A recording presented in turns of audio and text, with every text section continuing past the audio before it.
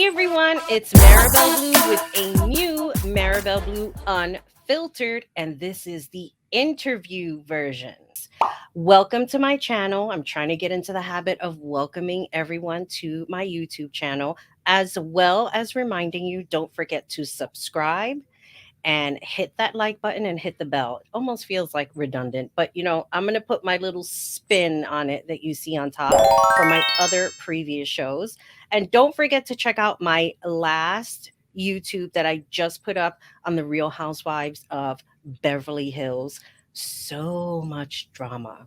And tomorrow, which is Wednesday, because I'm recording this on a Tuesday, will be episode 3 of the reunion. So I can't wait. But today we are going to focus on my guest who is very sexy. So calm down. Maybe I'm just telling myself to calm down. And I'm going to read you his bio because, I always say, don't leave it to me to memorize anything because I'll F it up every time.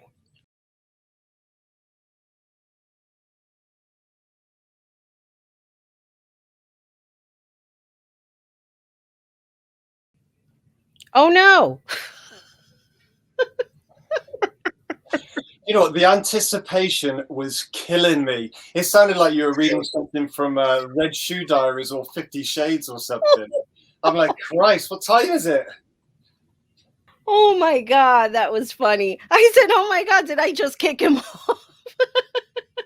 Wouldn't surprise me. Okay, so here you are. We read your bio. Now it's on you to discuss your beginnings. Like, how did you come across all of the music? How were you influenced? Other than what we read in your bio, now we need to hear it from you directly. Okay, so I grew up on hip hop, R&B, the hip hop scene and rap and stuff like that. And I loved everything from the graffiti, the DJ and the MCing and the breakdancing. So of course I did a lot of b-boying and thought I could spin on my head, but I couldn't.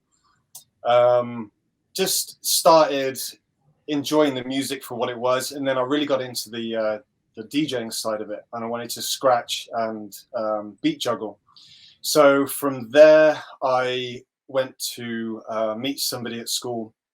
Oddly enough, his name was Ian as well, Ian Lester, I'll never forget.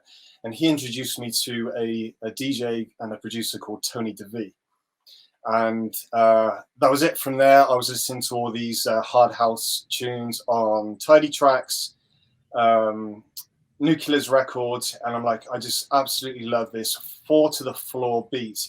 It was proper rapid, you know, you're talking 140 BPM and up, and I loved it. And I started saving my money, and I bought some Technics 1210s and a Pioneer mixer. And I thought, if I'm going to do this, I'm going to do it properly and learn on some direct drive turntables and none of this belt driven bollocks. So that I wanted to, I don't know, I wanted to get the best equipment possible and improve as fast as I could. And I'm not going to do it on a pair of vintage wooden turntables.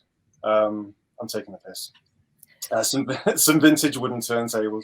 I wanted to do it properly, and that was it. I started buying records, and a friend of mine at the time, he taught me how to beat match, and that was it. Never looked back. I absolutely loved it from there. It was just an indescribable feeling. And then I got to play as all apprentice DJs do in your local pub and house parties back in the day. I was always the one responsible for bringing the music to house parties when we were like 16.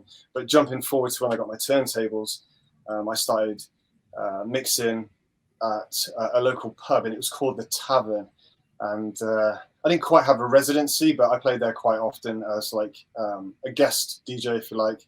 Mm-hmm. Somebody else, and then that was it. I worked my arse off to get as good as I could, and just the feeling of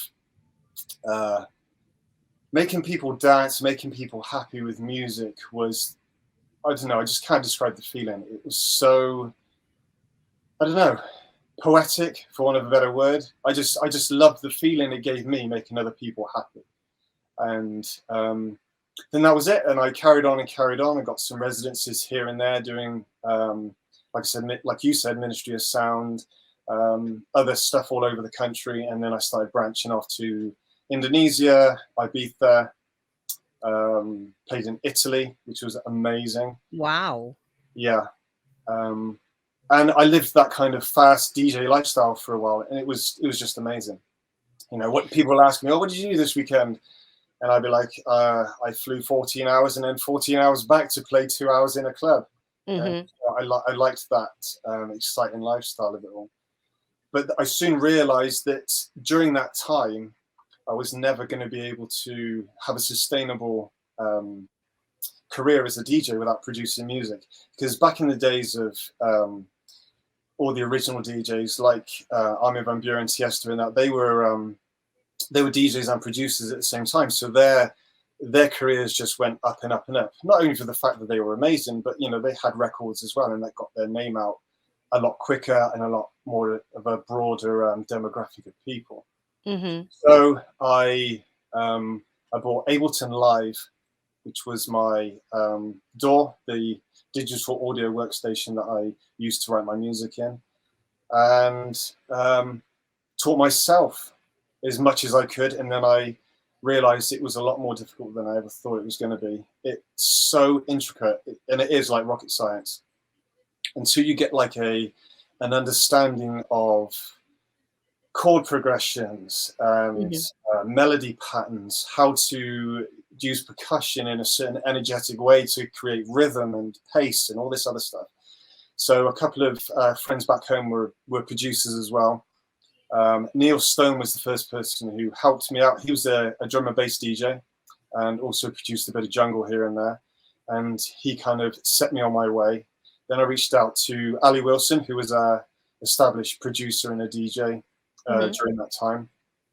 And fast forward to present day, where I'm now, I have mentorship, for want of a better word, mentor lessons, classes. Yes, mentorship. Thank you for correcting me. Your way is better, though. If my microphone was on, I could have corrected you throughout the whole of that bio, but we'll move on. So I'm having classes with a very well-known trance producer at the moment called Reorder, and it's just taken my tracks to the next level. Wait, like the real Rihanna? Reorder, not Rihanna. Oh. She doesn't even write her own songs, let alone her own music. I can tell you're not into the dance scene that deeply.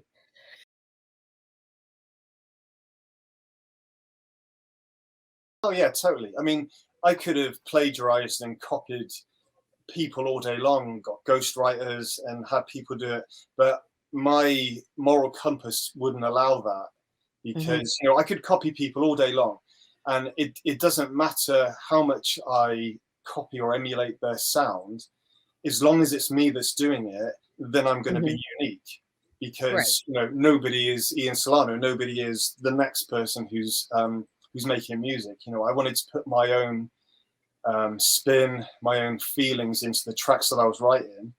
And you know, if you go back through my catalog of music, every track, not many people know this, every track has a name, and it's all about certain things that were happening in my life at that time.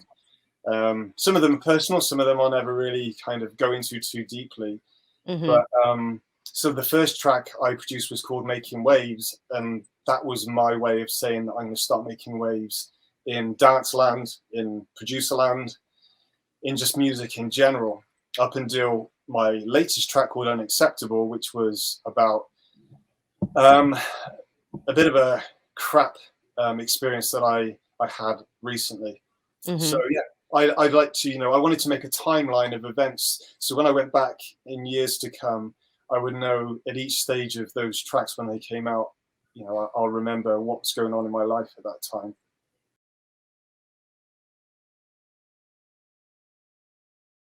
I think always the question is, when people write about certain experiences, does that change later on in life? Like, you could be going through something now and feel that song in that moment, but let's say 5 years from now, those feelings have already surpassed, then how does that change you as a person when you're playing that song?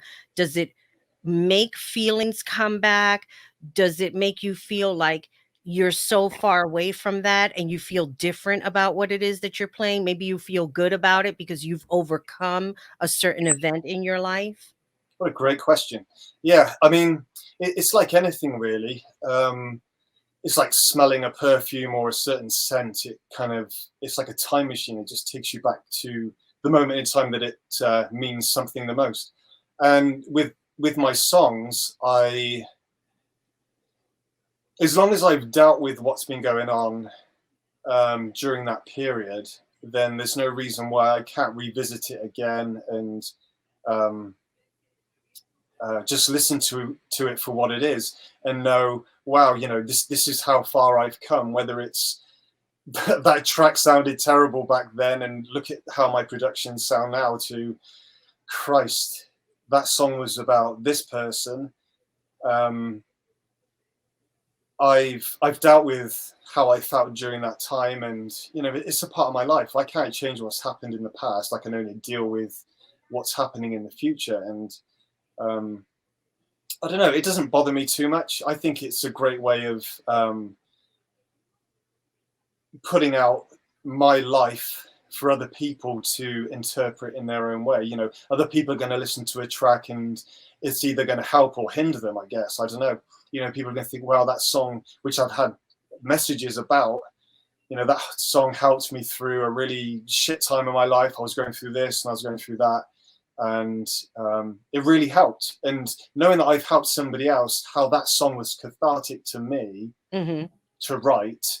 Because a long time ago, I used to write, I don't know if it was poetry or I used to just write things down, like journal things. And that was my way of dealing with those situations and writing a song about a certain situation. I mean, I'm not saying that my life's been tragic from the day I've been writing music, but some tracks are about really happy times, and other songs about heartbreak, and other songs are about triumphs. It's just a ton of different things. Right. So no, it doesn't bother me. I quite enjoy going back and remembering how I felt at that time and how far I've come. I just think that it's interesting to know that you feel like you're evolving in your own personal life and within your music, and it reflects that. And don't you think that that's the most important thing?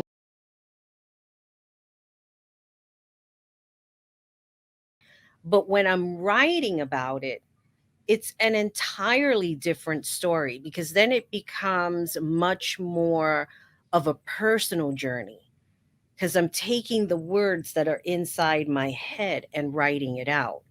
Yeah, And and then you sometimes I'll also, read back and I'm like, wow. yeah, you're also able to be a bit more creative and poetic with it once you're putting it down on paper, so to speak, as opposed to just talking it through like you would do a friend or a therapist. You know, there's an old saying that I like, and it's like some days I need the melody and other days I need the lyrics. And I don't know, I think that it's if you can do that, it doesn't matter how good or bad your writing is, if you can put it down, whether it's in a song or in words on Mhm. paper, I think it's great. And I really feel like there's something to be said about actually using a physical pen or a pencil and writing on physical paper, or in my case on sheet music or however. I don't know. I just find it really um, therapeutic to be able to do that.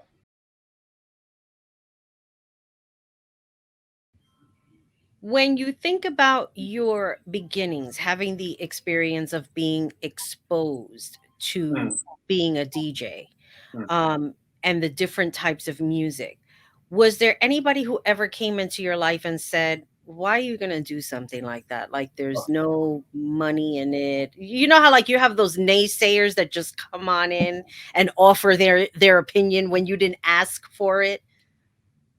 do you know how many people have told me what I'm doing is a waste of time? And one person even said it was my girlfriend at the time. She said, all you care about is that Mickey Mouse music and it's never going to go anywhere. Mm.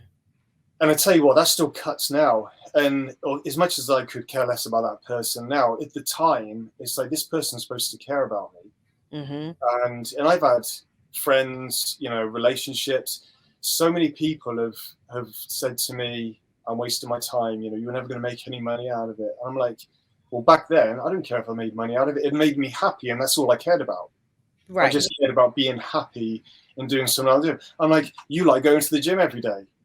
I mean, you're not making any money out of it. In fact, you're spending money. Right. I mean, if you put yourself a bit To hard, use their facilities and their showers and their used towels. yeah, yeah. Prat. Yeah, it really pisses me off when people are like that. It's like, don't worry about what I'm doing. Worry about why you're worried about what I'm doing, and just let me get on with it. And I didn't do this or carry it on to prove myself to anybody and say, look at me now. I'm not going to single these people out and say, oh, you need to check this out. Like this interview, I'm going to send it to them and say, look how far I've come. I'm being interviewed about my music. I don't care. I'm doing it for me and solely for me. And if you think about it, I'm doing it for the people who enjoy my music. Right. Because without them, I wouldn't be anywhere with it. Without, and I hate using the word fans, but supporters, people who are cheering me from however far away. Even my parents, they never said that I'm wasting my time doing it, but they always supported it, whether they came to my gigs or not. That's irrelevant. They just encouraged me to press on and helped me do whatever I could. Which I think is most important. It reminds me of people in relationships when they tell you like that person is not really good for you, Oh and yeah, they can't see the good in that person. But that's for that's for debate, especially when it comes to my life. that'll be for both our lives. Well, I mean, you're never going to see it because they're on the outside looking in, and typically people are trying to talk you out of your dreams because they gave up on theirs, and I think it's disgusting when people try to do that to you. I don't know why they can't just let you get on with it. But people have got an opinion, and you're never going to you're never going to stop people talking crap either.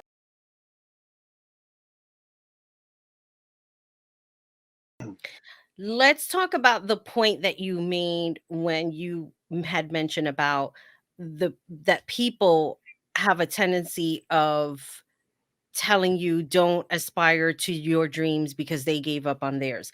To me, that's really deep because I think that in all of the things that I've done in my life, there was always somebody there saying, don't do it, like take the safety route. What is it with people that they are constantly in their head wanting to live a safer life or make safer choices as opposed to just taking a risk?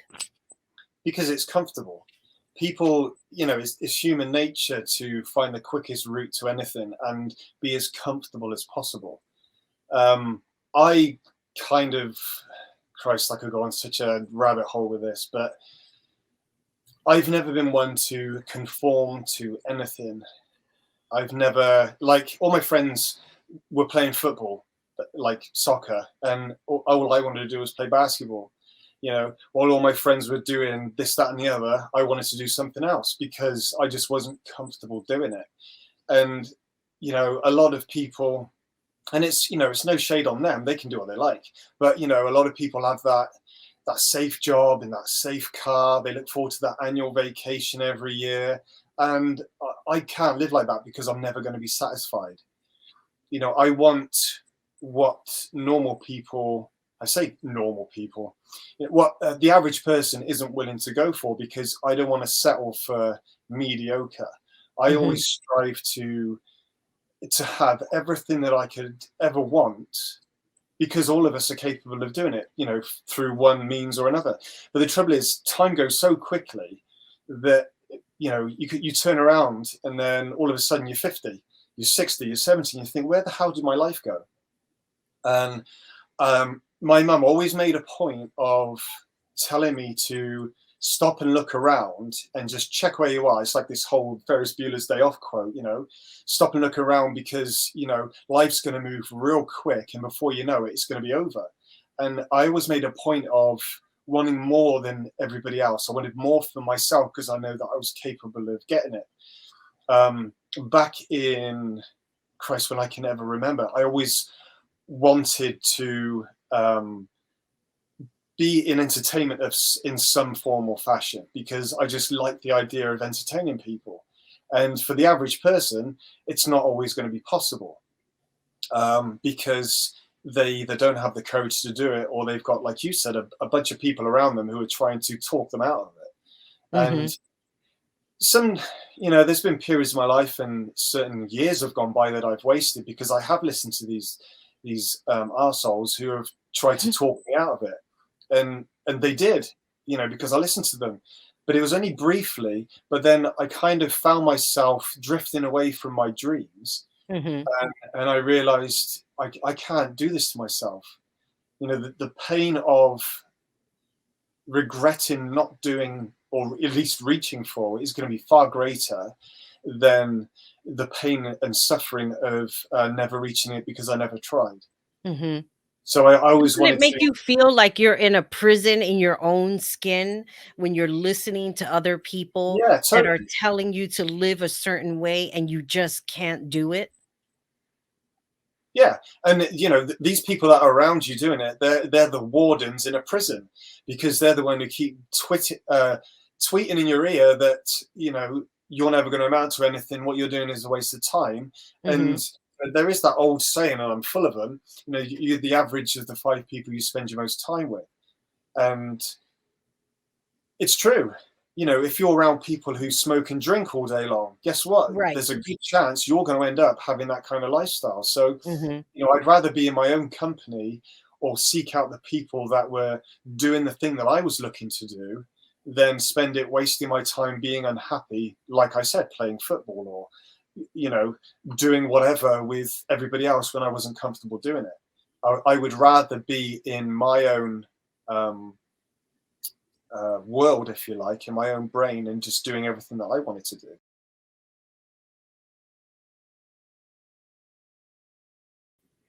What do you feel right now with the everything with the pandemic, everything that has happened? What has been your greatest accomplishment thus far? Christ. Um, Knowing that it was okay to have almost a year off the gym and not think that I had to lift weights to release tension. So I used to skateboard many years ago. It's been 25 years ago since I picked up a skateboard, and I used the pandemic to buy a skateboard and start skating again. And I tell you what, I felt as free as a bird. Just cruise. All right, I couldn't pop ollies and kick flips like I used to, but it felt great just cruising around and just seeing the world in a different perspective, because I was rolling around on a skateboard rather than in my car or letting the world pass me by in my bedroom. Um, I also realized that I've come a lot further than I ever thought I would mentally. I've been through hell and back the last few years, and maybe one day I'll speak about it, maybe. Why not But now? I don't know, it's still a little bit raw for me, but maybe we could keep it in. Maybe we can take it out in the end. We're gonna have to come back. Yeah, we'll come back. But I've got a bit. It's a bit of a long story, but the reason why I moved to California was because I met somebody 6 years ago, fell in love, and she was everything. Um,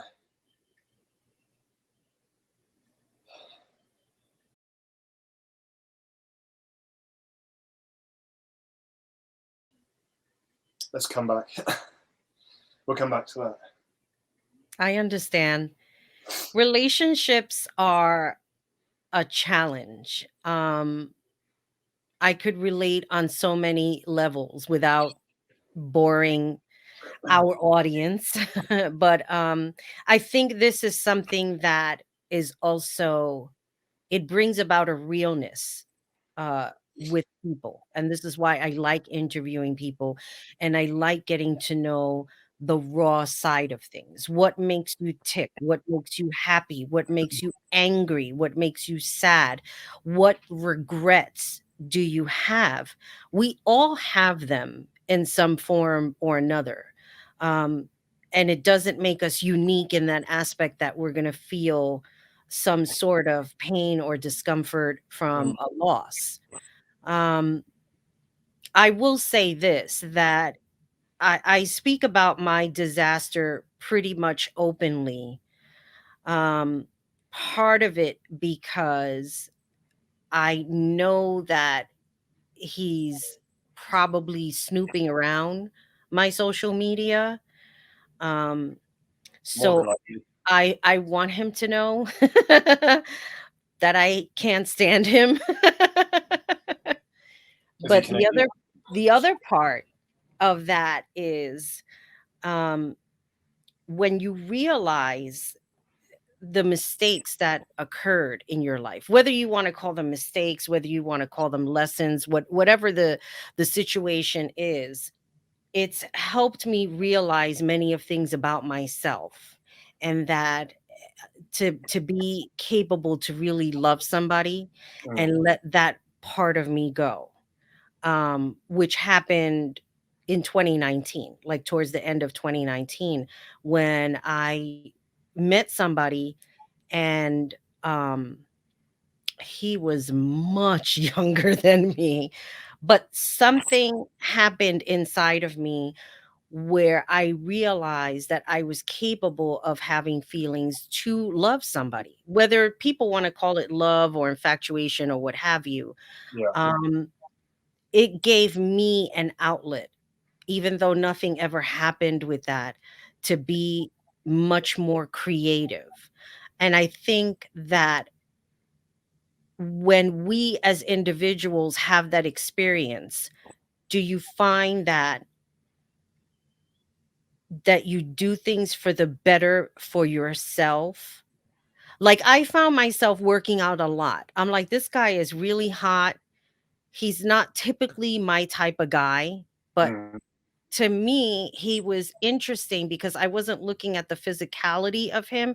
I was looking at everything that we had in common. Mm. All of those stupid things, you know? And The stupid things that are important to you, though. yes, exactly. Like I was saying before, I not looking so much at the physicality, but like I said, the part where we like the same cartoon, like we talked about SpongeBob a lot, you Mm. know, and we would laugh about those things. So I can relate to your pain, so to speak, that even though I was in in a physical relationship with this person, um, I was in a relationship, so to speak, because we spent a lot of time together. And Yeah. when you spend that kind of time with a person that you feel you can probably see yourself with them for the rest of your life, and then that doesn't happen, it's kind of like you don't want to think about what life would be like without them. Does I that make to- any sense? yeah, I totally understand. Um, so I appreciate you telling me as much as you did. I'm sure it still hurts. I can feel it from you. Um, so, Does. what's that? It does. Yeah, I Because can I tell. still like him. Yeah.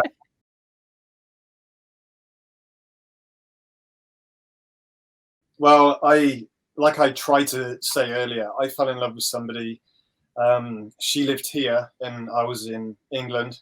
Um, I won't bore with the details, but I moved here to be with her. I gave up my life back home, sold everything, and just took a chance. And I thought the worst that could happen is it'd be a good story. So I came over. We got married. Everything was great until it wasn't. And sadly, she was really unkind to me for 3.5, 3 years. I Mhm. think it's like a switch just went off, and she just, there's no other way to put it. She was really abusive. Some of it was physical. every day was psychological and mental. And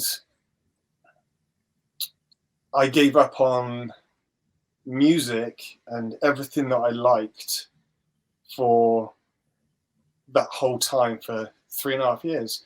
Um, because she was one of the people, she wasn't the Mickey Mouse commenter, but she basically said that I will not be doing music because she doesn't think that it's appropriate for me to make people happy with music. That's my interpretation of it. Whereas she was saying that all DJs are the same, all they do is sleep around and that. And I'm like, you can think of it what you like. But I gave up on everything. And at the end of it, when I finally found the courage to leave, there was nothing left. I had nothing left of my soul. I had no self-esteem. I had nothing, absolutely nothing. And of course, I'm here on my own. I got fucking nobody. Mm-hmm. FaceTime can only do so much. And, you know, I appreciated everybody at home that was there for me. But I honestly thought that was going to be the end of me. But I found huge support from a local charity who took me under their wing and they Mm-hmm. supported me. And they went to court with me when I had to get a restraining order. And I realized who my friends actually were. And during COVID, the fucking skateboard story, it's Mm-hmm. not true, but this is the real strength that I found during COVID, was that I was stronger than I thought I was.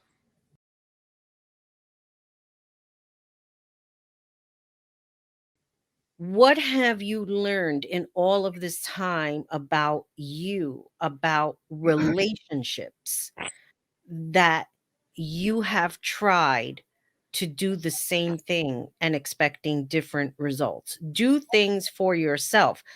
But at the same time, we're so imperfect. We're not perfect human beings. We need to have these experiences in order for us to find ourselves, Yeah. in order for us to grow into what it is that we're working on doing. Look at everything that you're doing now. Like, how have you channeled that energy into your music? This music is amazing. It just, there was something inside. It touched me inside that there was somebody out there who understood a sound that I love and relate to, that I don't hear as often. I Thank mean you. that from the bottom of my heart. There are so many people that I have interviewed over the course of learning how to interview people, Mm. asking them questions. I have interviewed people who have passed away, who are no longer around. I've interviewed people who's actually in jail right now, you know? Jesus. Um, it's an interesting life. And I don't regret that part of everything that I have done, because it always gives me something back, like a person like you, Mm. who I who I'm getting to know now through another person that said, "Hey Marabelle, you need to interview this person. He's doing really great things." And that's all I needed to hear. So I'm so grateful for this moment, and I want to keep it in the video. Thank you. I appreciate that so much. People encourage me all the time, and nobody's ever really put it as beautiful as that. So thank you. You're welcome.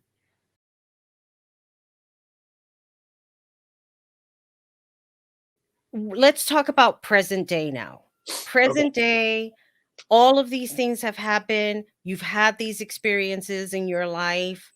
What were the steps that you began taking for yourself? Self improvement, getting back into the music, getting past all of that negativity, because it doesn't happen overnight. Absolutely not. It will be 2 years in January that I found the courage to make a difference in my situation. And I had to come to terms with a hell of a lot of stuff. Accepting a situation is probably the single most important thing that I did. Hmm. Accepting it's happened, I cannot do anything about it, but it's up to me now to move forward and change the future, because you know every person on earth is exactly where they are from every single decision that they made. Nobody else. I'm Hmm. here because I made a decision to give up my life and follow and be with somebody who I fell in love with. I've accepted that I'm grieving over somebody that never existed. So it's almost like a death, a loss Hmm. of a loved one, and I'm okay with that. And I have to be able to move on and move forward. So in my world, I fell in love with somebody, and she was amazing for me, but she passed away. Not literally, but mentally and emotionally, Hmm. she passed away, and I can't do anything about it. Present day, I had therapy from an amazing organization locally here on the Central Coast called Stand Strong, and I owe so much to them. They supported me in court, like I spoke about earlier, and Hmm. they gave me therapy.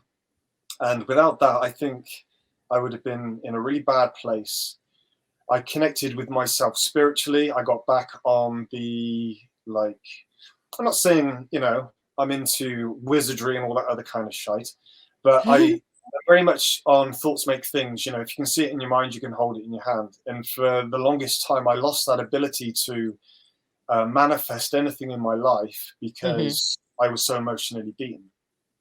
But now I have 101 examples of things that have happened because I've visualized it, I've thought about it, and I've imagined how it would feel to hold it in my hand and actually physically do it.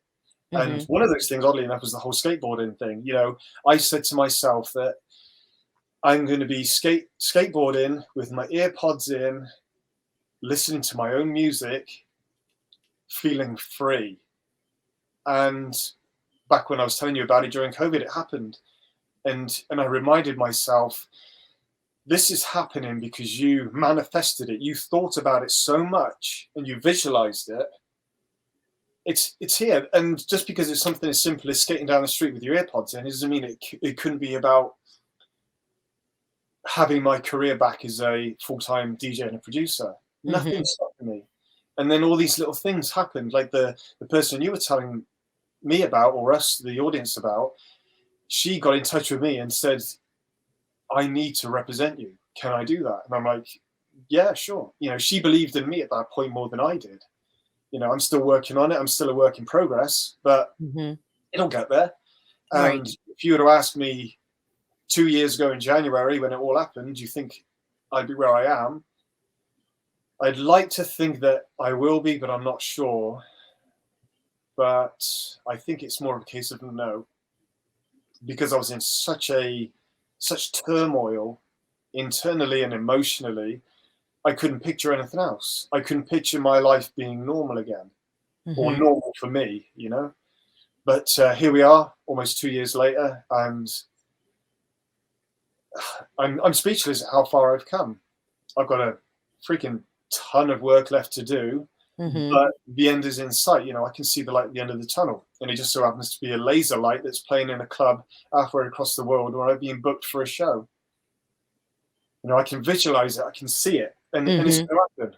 I've just got to believe in myself again, which is why I took the initiative to get in contact with not Rihanna, Reorder, and to help me with my music again, because I lost all faith in myself as a producer. Hmm. It's almost like I forgot how to do it. I just needed somebody to remind myself that I could do it. This is what you need to do to improve it. You were good back then, but let's get you great, because I'm never going to settle for good enough. Every track that I've written, somebody asked me the other day, actually, have I ever written the perfect track? And I'm like, no, I'll never write the perfect track. There'll always be something that I need to improve on. Mm-hmm. It could have been mixed down better. I could have used a different percussion here or there or whatever. But that track is as good as I could get it at that stage of my life and my musical career and my abilities. Mm-hmm. So it's perfect for me, but you're never going to have the perfect song, but it's going to be perfect enough for me to be able to say, I want the rest of the world to hear that. And my latest track, Unacceptable, you can find it on Spotify or any other streaming platform, Mm-hmm. was written about my abusive situation. And going back to what you said, sorry, I'm touching my face because I'm uncomfortable. It's um, okay. um, I forgot what I was going to say now. You said, will I ever look back on a track and feel a certain thing? Yeah, every time I listen to it. I struggle talking about it, let alone listening to it. Mm-hmm. And I remember exactly how I felt when I wrote it. Mm-hmm. And me trying to get the words out without my voice breaking is evidence that it's still going to hurt. Mm-hmm. And it probably will, even 5 years from now. I'll just be able to talk, come out with the words without sounding like a Right. lunatic. Without breaking down. Yeah. It's funny that you mentioned that, because I was telling you about who I listened to on the radio, and not too long ago he had interviewed Coldplay, Mm. and they were talking about the song Fix You. Yeah. That originally Chris Martin wrote that song for his then wife Gwyneth Paltrow, Mm. because her father had passed away. And I think just watching her grieving, um, and you don't know how to deal with that at times. Yeah. How do you comfort a person when something basically permanent has happened? Mm. And how do you fix them? And he had asked him, how do you think she felt about that song? And his answer was just so priceless. Well, you need to ask her. you know Yeah. and I think when I started thinking about it, for me it was, he's surpassed that feeling with her. Do you understand what I'm saying? Now it's just a song that other people can relate to. Yeah. Um, And they're going to interpret it in their own way as well. right. Exactly. Everybody who listens to any song anywhere, there's a really good example, but it slips my mind now. But there are so many examples out there of artists who get asked, what did this song mean? And people think that it meant something completely different to what it actually was. Hmm. And being a typical bloke, he was trying to fix everything, like men try to do. And that's another thing I've learned, we can't fix anything or anybody. We can only love them. And sometimes love isn't enough. And you've just got to realize that. And just being there for somebody is all you can do, whether it's to listen to them or otherwise. And typically, if I can speak for myself, is that women just want to be heard. They don't want to be Hmm. fixed. They don't want you to give your 2 cents. They just want you to listen to what they've got to say. Right. And that was his way, I guess, of dealing with the situation, is to write about it, Hmm. which I think is amazing.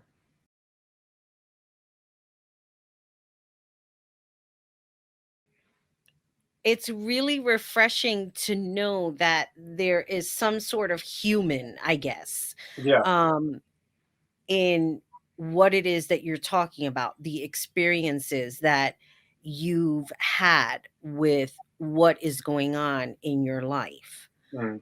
And I just think that it's amazing. Like, what what do you see yourself doing, like moving forward? You're going through this whole transition in your life, because I'm looking at it like this: the transition is still happening, it hasn't ended. Do you know what I mean? It's Yeah. not going to end because you're in it. It ends when you're no longer around, you're in a different realm, Well, I as think, we you all. know, like it with everybody, it's never going to end. You're just going to have different stages of you as a human being, and your conscious mind is always evolving. You know, I'm not the Mhm, same person I was yesterday. There might just be some slight change in who I was, but every day for me, I try to be better than the day before. Sometimes it happens, sometimes it doesn't. But um, on a different kind of level, I see myself just self-improvement as much as I can, working on myself, working on being a better human being all round, and just being a good person.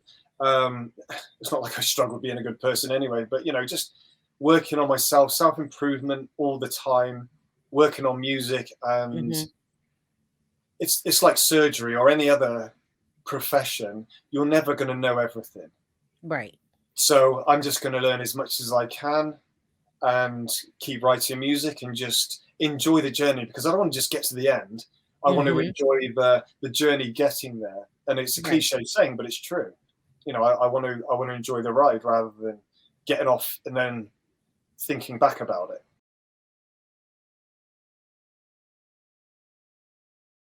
So now we're nearing the end of our interview.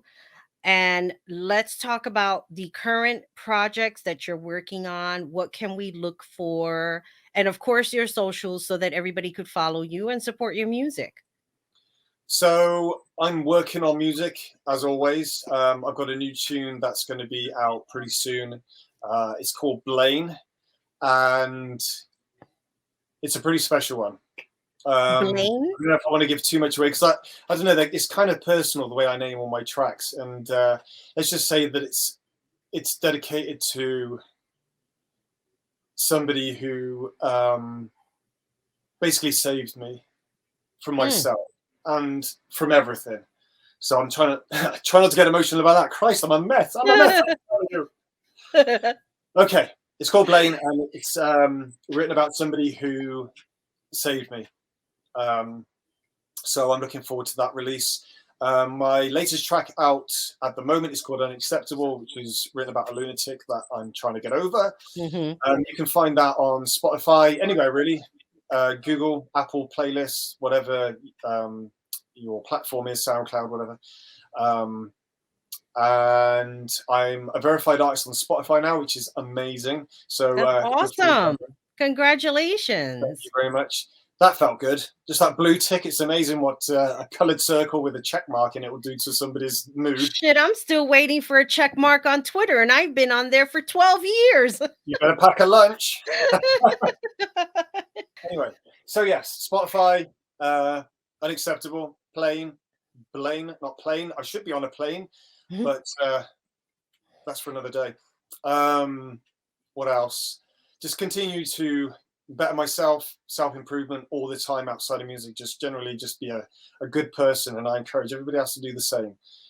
Um, and that's about it. So if you want to follow me on any social media, Facebook is the Jerry Springer of Instagram, and I don't really like it. So hit me up on Instagram. It's Instagram here. there we are. Woohoo! There she is. So yeah, I'm working on my Instagram, trying to get as much out there as possible. If you Then want to this follow is your behind the scenes, Twitter. Your Twitter, Twitter. my Twitter, if you're an asshole. Twitter or Twitter if you're an asshole. Twitter. Twitter. People say I sound southern when I try to do an American accent. Anyway, yeah, socials, Spotify, Instagram. If you want to know any behind the scenes stuff, I update my stories daily. Blah blah blah. I've got some really cool photos up there at the moment from a couple of local photographers that we've got here in San Luis Obispo. So check them out and check their profiles. I've tagged them, and their photography is amazing. I've also got some, if you like dogs, I have pictures of my baby boxer Lucy. She's up there. We had a photo shoot the other day. It was amazing. And I'll show anybody that'll look. And that's about it. Just working on everything and not looking back and being positive and leaving people better than I found them. Yes. That's my main objective. Doesn't matter who it Well, is. I have to tell you, this was amazing. It was therapeutic. It was touching. And I am so grateful that you came on to Unfiltered to share your music and your thoughts and your personal experiences. This is what I love about interviewing people, is when they open up the way you did. And I really, really appreciate it. And I think our audience will appreciate it too. That being said, I want to thank everybody for tuning in to Marabelle Blue Unfiltered, to listening to my guest, Ian Solano. And I will put all the links in the description below so that you can support his music. And as always, remember, be good to yourself, be good to each other, and most importantly, take care of you. Bye, everybody. Thank you very much. Behave yourself. I'll see you later. Yay!